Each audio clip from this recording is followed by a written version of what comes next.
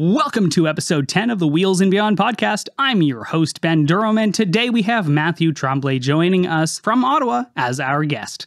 He's my childhood friend, enthusiast of all modes of transportation, and encourager of questionable but entertaining adventures. Since he's always had a passion for finding out how things work, he studied as a mechanical engineering technologist. Now, Matt commutes by car, but endeavors to lower his carbon footprint by buying and fixing very well-used vehicles to act as his main transportation devices. And he's so open to different transportation options that he just recently built his own e-bike, which is going to let him start biking again because of his recent diagnosis of type 1 diabetes, which is a whole story on its own. Honestly, we had such a great chat, and we cover so much, including how, back in 2018, Matt was the first person that I turned to when I stumbled upon these new fandangled electric assist bicycles that have now changed my life, and I wanted to build my own. But obviously, because he drives a car, he's the devil. Or can car enthusiasm coexist with active transportation and public transit? Only you can decide after listening to us yammer. So, with all that in mind, let's jump right into it, where I immediately got distracted by a bus driving by. I just saw over there the LTC bus with another bike on the front. I feel like ever since they introduced those front racks,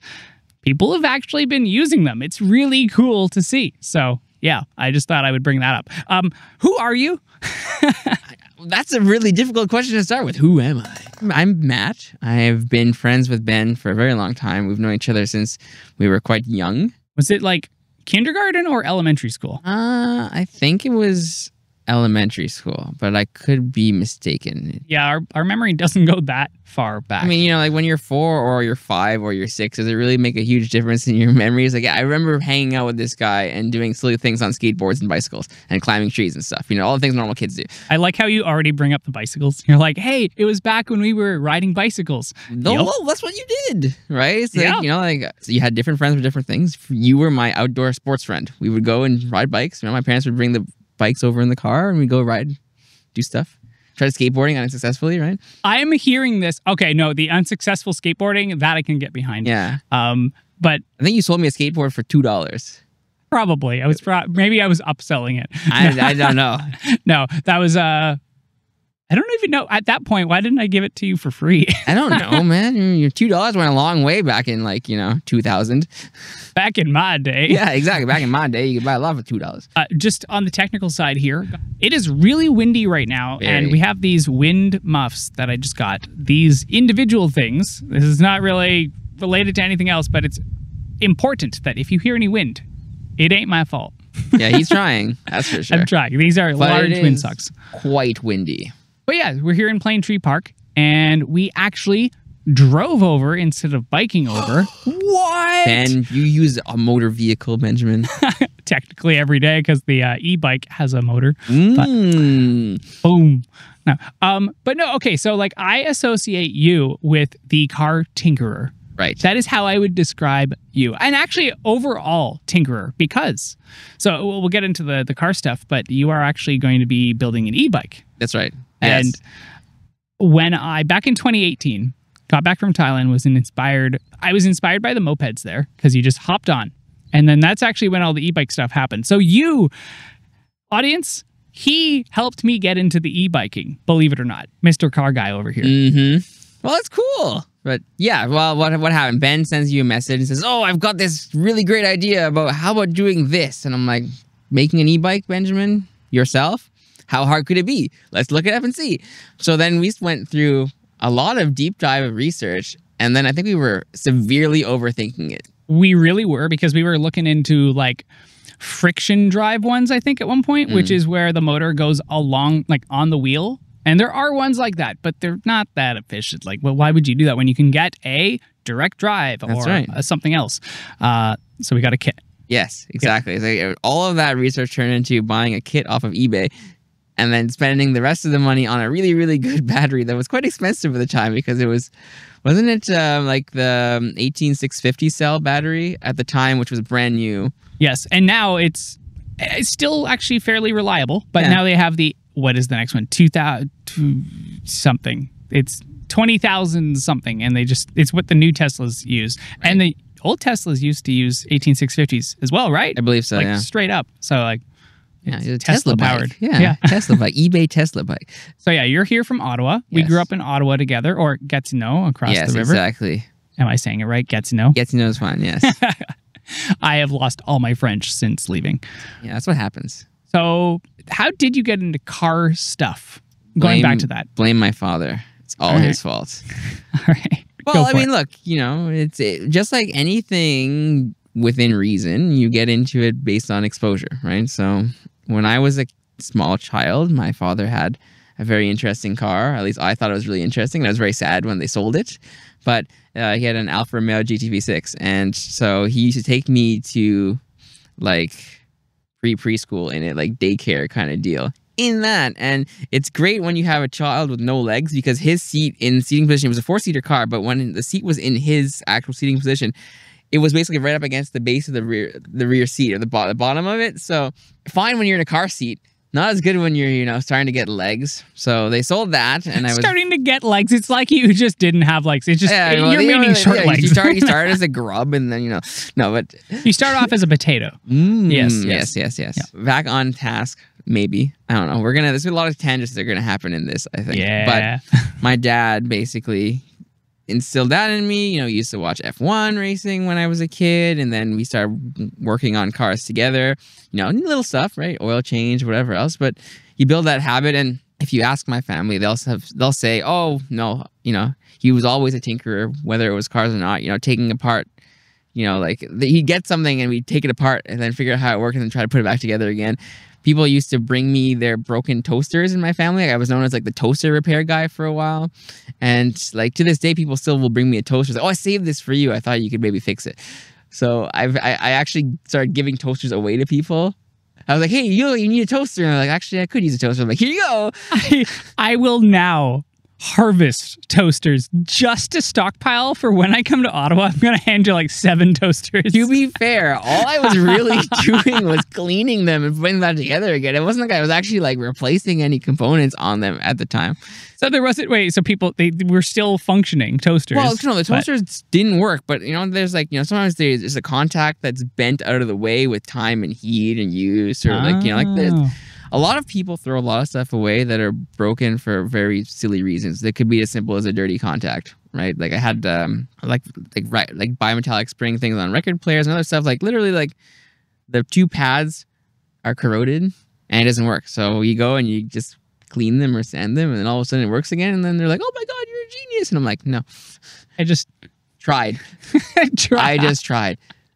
Oh, okay. So are things more overly complex nowadays? Is there that little bit? Maybe. The difference now is that you can get integrated circuits for so many small things that used to have mechanical individual components. So like now, it might be a tiny component on a circuit board that's failed. Are you really going to go through the effort of identifying which component on that board has failed and then replacing it, where you might not even be able to do it with a hand tool necessarily? You might need to have, professional repair equipment, or at least something semi-professional. At that point, is that even soldering or? Yeah, exactly. You've got these things so you got surface mount components. Anything that mounts on the surface of the board, much harder to solder manually because they're usually got, balls of solder, and they use a heat gun and whatever else, or a reflow bench. It's harder to repair some things now because they're designed not to be repair friendly. They're designed to fail, or you have to replace the whole control board, which can cost more than, your dryer, for example. You might have to. People have things like that all the time. You see appliances on the side of the road, like, oh, it looks fine. And then you plug it in, it doesn't work. And it's because one of the boards has died, and you go and try and get a replacement board and can't do it. Whereas my next door neighbor, when I was growing up, was an electronics repair guy. People would bring him things, TVs and whatever else, and he'd fix them and they'd give it back to you. So I remember our TV breaking a couple of times, and we'd just bring it across the road and say, hey, can you figure out what's wrong with this? And he's like, yeah, sure. And then you'd find out what component was wrong and replace it, right? So you stretch the life out. Now I feel like if your TV dies, you just throw it out and buy a new one. Yeah, because we actually had an LCD TV, I think, a few years ago. And we had the same thing. We actually tried to take it apart. We did take it apart. We went ahead, we tried to find the part, this, that. It was prohibitively expensive. It was literally cheaper for us to go ahead and just buy a new TV. Mm-hmm. Yeah, the one thing I will say about new TVs the one thing you can repair is if you see a TV where the whole image becomes like blue, especially like it'll be like blue tinted, but like it'll still display the image and there's no other damage to the screen. Odds are it's the LEDs for the backlight that are failing and they turn blue when they fail. And you can replace those LED strips on the back of the TV. My dad and I did this recently, actually. We bought a TV and it was completely tinted blue. And we bought the LED strips off of, I think, eBay. I think it was $29 Canadian for the LED strips total. But you have to take apart the whole TV. So like you have to remove the back and then flip it on its front and basically remove all the layers of the screen, including the actual LCD kind of LED panel, and then remove the LED strips that are taped on the back of it. They're like double-sided taped on. We did all of that only to find that when we put it back together, some small piece of dirt or something got trapped between the bezel and the screen, and it actually made a small crack in the corner. And so now, you know when you have like a line that goes up across your TV? Yeah, because you cracked it? Oof. That.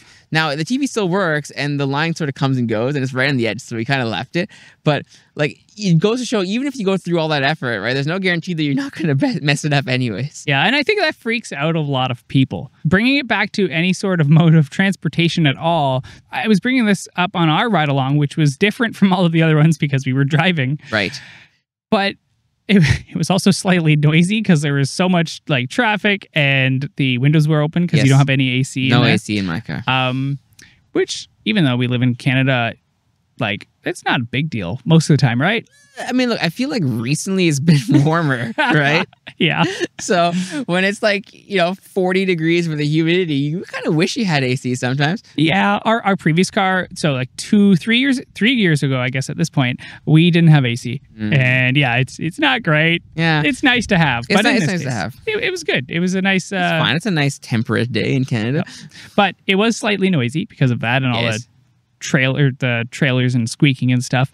I was asking... I wanted to know the repairability of old cars versus new cars. Yes. You had some interesting things to say. I think generally, for diagnostics-wise, newer cars are easier because you can usually plug a computer into it and it'll say, oh, I think this is wrong. Whether it's actually correct about what's wrong or not, questionable, but it has codes for every single sensor and actuator and whatever. Old cars, like, it's acting funny. I wonder what it could be. Now, there might be a smaller quantity of things it could be, but it will not tell you what those things are, right? Now, the other thing is documentation.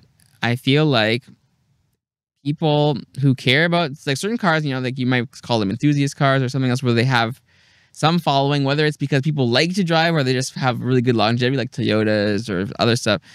The documentation is there. You have years of forum experience of other people having gone through these problems that you're going through now and offering potential solutions. So depending on the type of car, you can have really good forums. Some of the cars have really terrible forums, but the information is there, but it's not well organized. So you got to find it between a bunch of people arguing about other stuff because it's a forum. What happens? People argue. Right? The search features could do a little bit better, but they're pretty good though, right? They're pretty good. Now that Google is able to search, the actual in-forum searches usually kind of suck, but you can do, like, you put your keyword and then you can go cite whatever forums, whatever it happened. Yeah. Then Google can sort of help you find the keywords. Then it's useful. So I would say, though, in general, older cars have less things in them. There's more space to do stuff. We're about to have a guy potentially come through. And so there's generally a little bit more space, a little bit fewer components. Depends on the age of the car, though, right? It's like whenever you have a new technological shift or a new regulation that comes into effect regarding emissions or something else, then the cars suddenly get really complicated for a while, and then it sort of weans back. Like, if you were to try to go through a vacuum system on, like, a mid-70s American car, when they had put in all of the fuel economy and emissions standards, like 1973, 1974, like, if you look at one of those, like a 74, 75 car, there are tubes and hoses everywhere. It's crazy, right? Whereas, like, by the time you get to, like, like the 80s and you start getting, like, electronic fuel injection, it starts to get a little bit simpler. There's fewer components. So, yeah, I think between that, parts availability and the documentation, it's easier to fix an older car in that case. You were hinting at how cars nowadays are really fuel efficient, which Yes, I mean, they are. that is good. And there's regulations and all of that. Yes. Are you familiar with the CAFE standards in the US, which kind of trickle over to the Canadian market? Yes, a lot of things that happen in Canada are influenced by the U.S. market. Yes.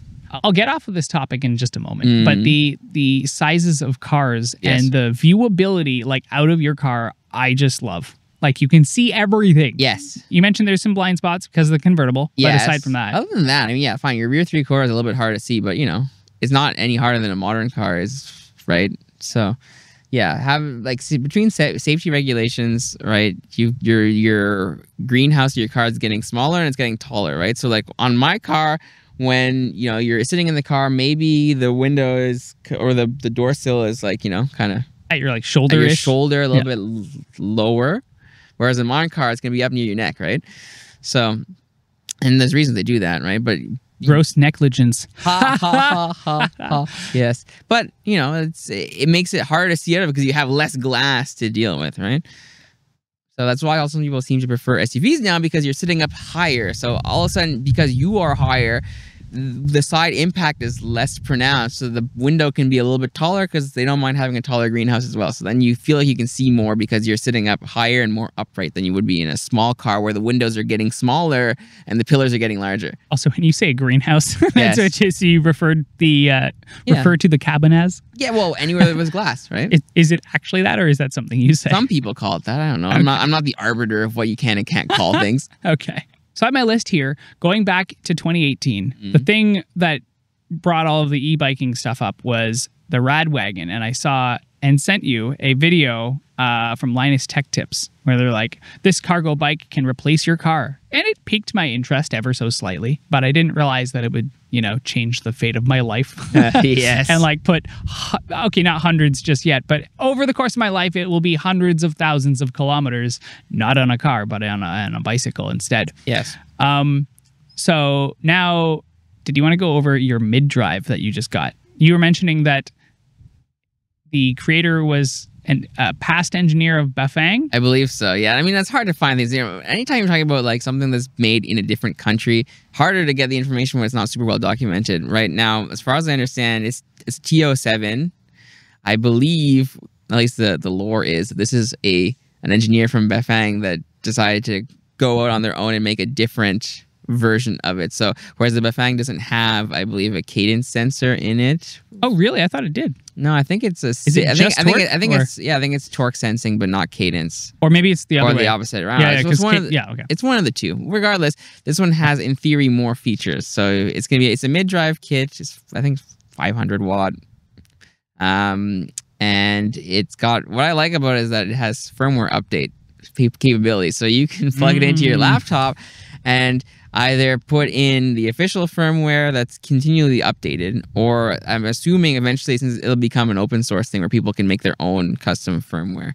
So the idea was that, I've tried the hub drive thing. It's cool. It works. It's efficient, when you're riding around town. But I want to be doing some, like mountain biking stuff in the Ottawa area. We have a decent amount of biking trails. Oh, the Gatineau Hills and everything. That's right. Yeah. So I forgot about that. Being able to, and I'm right near the base of the park where there's a lot of mountain bike trails. So I said, like having a mid-drive kit, I can at least make some of that torque multiplication, right? So it's going to go on. I went on a marketplace and I bought myself a used Rocky Mountain bike and, hydraulic disc brake, 27.5-inch wheel, blah, blah, blah. And I'm going to use your old Lunicycle battery. Yep. I have that right here. It's funny because that is a 48 volt, 14 amp hour 2018 battery. Yes. The 18650 cells in there. We're going to get really nerdy. We just did. Like, people always worry about the longevity of the cells and the batteries. Yeah. I mean, I put over 10,000 kilometers according to Strava at the time. Like, I made a video on this and I put over 10,000 kilometers, I think, by the time it got to you. Yeah. And I donated the kit and I was going to sell it to you. I don't even know if that happened. Wait, no, it was something to do with Europe, and I think that we just maybe exchanged. I don't know. You sent it to me and said, "You can have it." I'm like, "Are you sure, Benjamin?" You said yes, and I said, like, "Okay, I will not question this." Yeah, I was just like, "Hey, I moved on to the other bikes, but the battery has at this point, let's say like 12,000 on it, depending on how many kilometers you've put on it. Yeah, and it's doing just fine. Well, it's perfectly fine. I mean, look, I think we agreed at the time that we want to or that you should get a quality battery, right? Because just like anything, especially for the battery, like you can cheap out on some of the other components, so you can upgrade them down the line, controllers and what have you. But the battery itself, you can't do much besides throw it away and start again. So you might as well put the money in on something that, it's high quality to start with. And testament to said battery, maybe they should sponsor you. Yeah, Luna thanks, Cycle. Luna Cycle. Yeah. The battery lasted over 10,000 kilometers easily, and it's still kicking. Yeah, and it's probably going to go, I'm going to go like with another 10,000 because we're at, anyways, our other batteries are doing just fine. Also, funny thing, this podcast is, we have like 10 to 15 minutes left of recording, which is perfect timing because a soccer game is now starting in front of us. Yes. So I had a feeling there might be a soccer game here, but I wasn't sure. When we got here, nothing. And so then we got setting up and now we're here. No, I think it'll be good timing. We're going to wrap this up, but this is one of those shorter ones. But yeah, so yes to longevity, yes to buying good components. And you went and you said a Rocky Mountain mountain bike. Yes. And that's good because if you are going to go the DIY route, which I've said this before, but there are 3 kind of ways to go with e-bikes. You go DIY and you do everything yourself. Then there's the direct-to-consumer bikes, which unfortunately often have proprietary parts and it's very hard to fix. Sometimes they're good. So like I'm not even going to mention brands, but there are some good ones. And then there are the ones where you can go to your local bike shop and have them essentially be your like car dealership where you don't want to touch it. You just want someone else to be fixing your bike for you, which is very nice. But Matt and I are fairly tinkery and you are on like you are very tinkery. At a certain point, I'm like, I would just like to bring it in and have it maintained by someone else. Although the maintenance on bikes is not too bad. It's not so bad, right? But and I think it's something that should be fairly easily approachable for someone if they have the interest to do it, right? I feel like the way I approach a lot of things is like, look, odds are it was designed by a human being. I'm mostly human being. I should probably be able to figure it out. But you have to have the interest, right? The desire to actually want to do it. Some people want to have someone else maintain it, and you can't blame them, right? Yeah, life gets in the way sometimes. Well, exactly. Yeah. And it gives someone else a job too, right? Like everyone did everything themselves, then, you wouldn't have mechanics and bike shops and things that actually come in handy because every once in a while, you encounter a problem that you can't easily fix yourself, right? You bring someone who has the expertise and the tools to solve the problem. Yeah, those are the things that I've encountered a few times where I'm like, oh my goodness, I really wish I could just nope out of this situation because I've gotten myself into a kerfuffle, essentially, where I'm like, no. Like fixing a bike light. And when they're inside the frame, it's like, where are the wires? What am I supposed to fix here? Et cetera, et cetera. So, okay, I wanted to end on this. When we were driving, I brought you over to Wavell Street here in London, Ontario, and a lot of people have complained about it because it's too narrow and the turning radiuses, I will never figure this out. Radii? Radii, turning radius or radii, plural, right? Us, single. The radiuses. Yeah, radiuses, yes. Yes, those are apparently too, narrow, or too tight. Okay. Thoughts? It looked like a normal street to me. But look, we talked about this briefly before, right? Understanding how large your car is, where it is in the lane, and being able to see out of your vehicle to know where your extremities are is more difficult than it has been in the past, especially for, newer vehicles, right? So, and, look, coming from outside of town, to be fair, I didn't experience that street before. Yeah, this was your first time on the street, and you didn't know what it was before. Exactly. So for me, it looked like a normal sized lane with some nice protected bike lanes on each side, right? And there was no issue. However, if I lived here and I drove it every day and I didn't have to be careful about where I was in my lane or didn't know, and then all of a sudden they changed it, then you can get, you're shocked and then you're upset. But I feel like anyone should be able to adjust to it. Maybe they just don't want to. Yeah. And I think it's like turning in and out of the driveways. People find that they're like, oh no, I hit the protected bit. It's like, I'm sorry, maybe this is going to be blunt.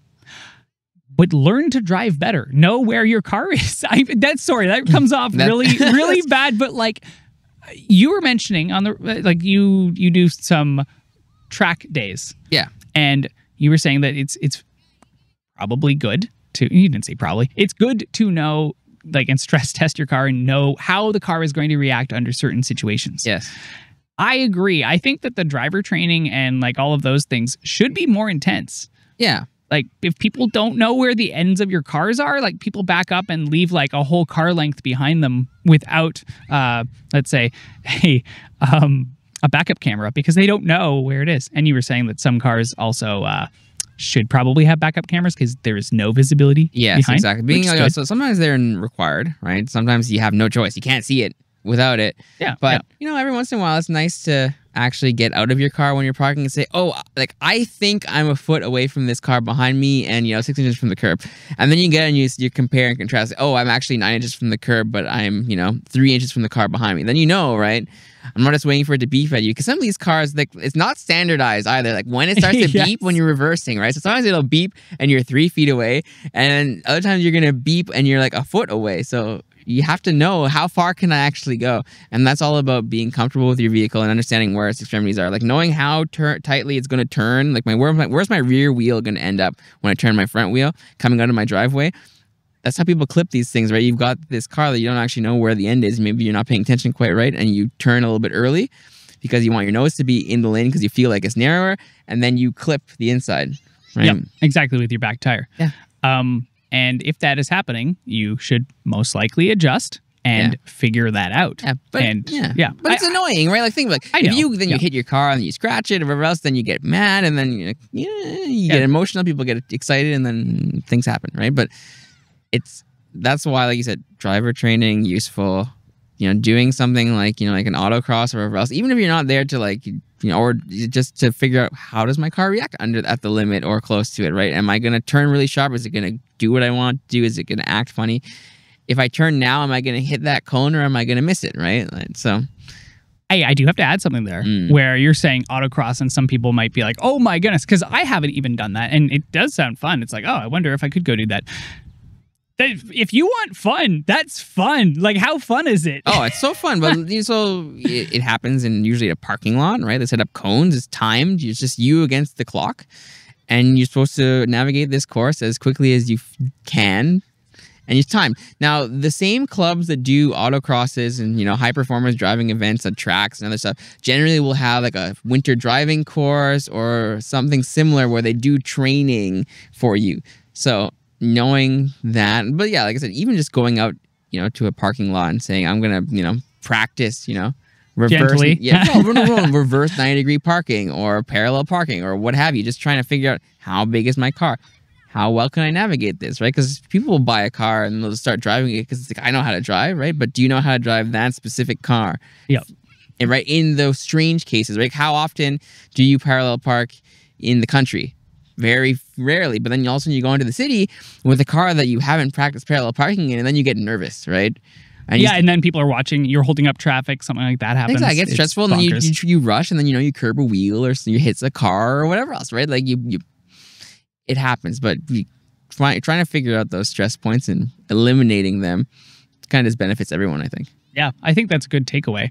So we just have to be somewhere in 30 seconds or so, but I'm going to take a moment here and just advertise that if you have family members on Google Maps with Android phones, oh my goodness, they're just so handy because you can actually share your location indefinitely. And so I have people's faces all over my Google Map. If you don't know about that, it is very handy. And bringing it back to biking and stuff and active transportation, it's very handy because you're not always on your phone when you are on your bike or in your car, etc.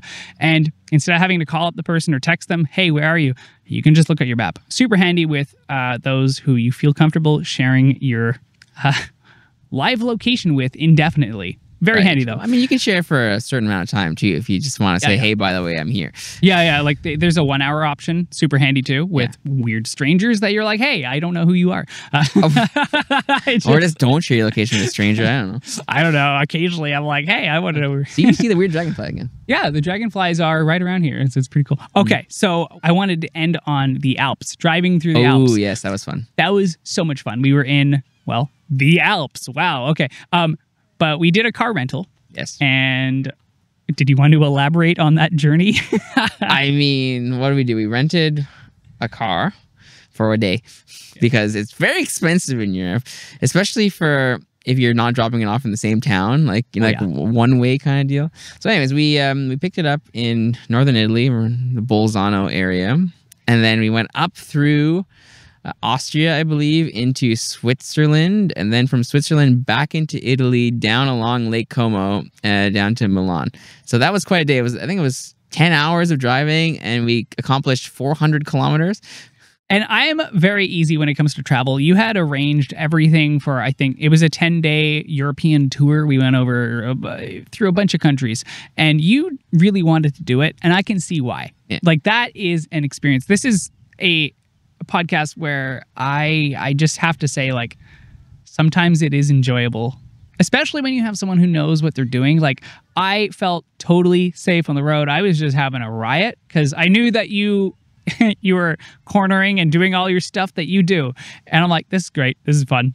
Yeah. Well, but look, but there's a difference between, having a good time on a road like that and being dangerous, right? So like you're leaving margin, you're not following people closely, you're not going at the absolute limit of what the car can actually do. But when we were following locals most of the time, honestly, right? So and then they were doing some stuff that I wasn't comfortable doing, right? Yeah. And so we wouldn't do that. Like, you see like these guys in their work vans lane splitting on a blind corner, and you're like, I don't think that's something I'd want to do.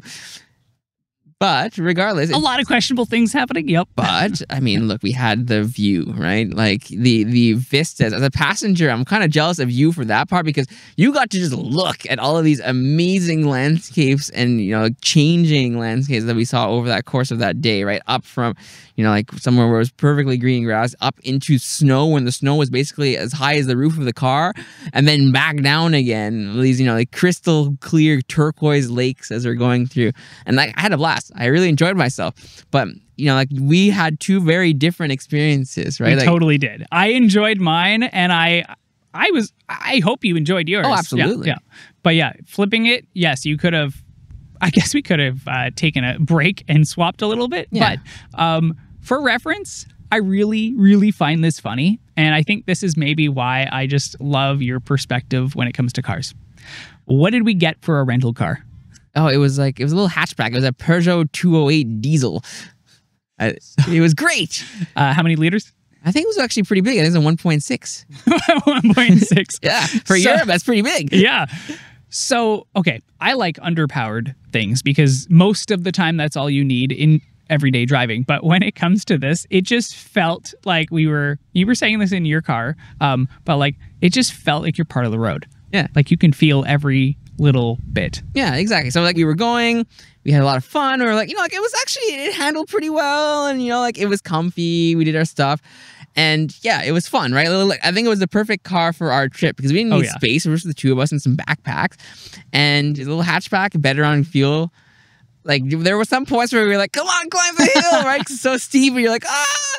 But that's part of the experience. I think it's more fun to drive a slow car fast than it is to drive a fast car slow, right? So like, yeah, you have all this unrealized potential that you can't use legally unless you're on a track. Well, exactly, like, which is fine. Like if you had access to a track and you had the money to be able to have a toy, more power to you, right? But for us in that situation, we were well below the speed limit a lot of the time.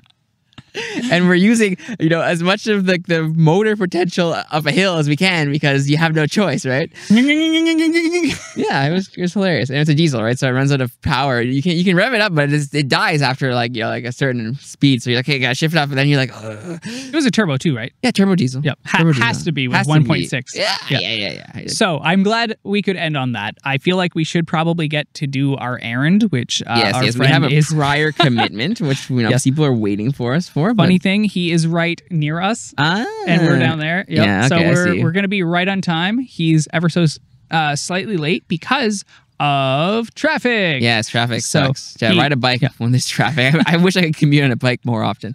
Are you going to end up maybe commuting by e-bike when you make that done? I think so. I'd try, but I think it's about 32 kilometers one way. Oof! Wow, that is far. So that is far. Yeah. So I mean, I'll attempt it on nice days, but it's one of those things where like I have the option, right? It's like some people have the option to commute by bike or by car.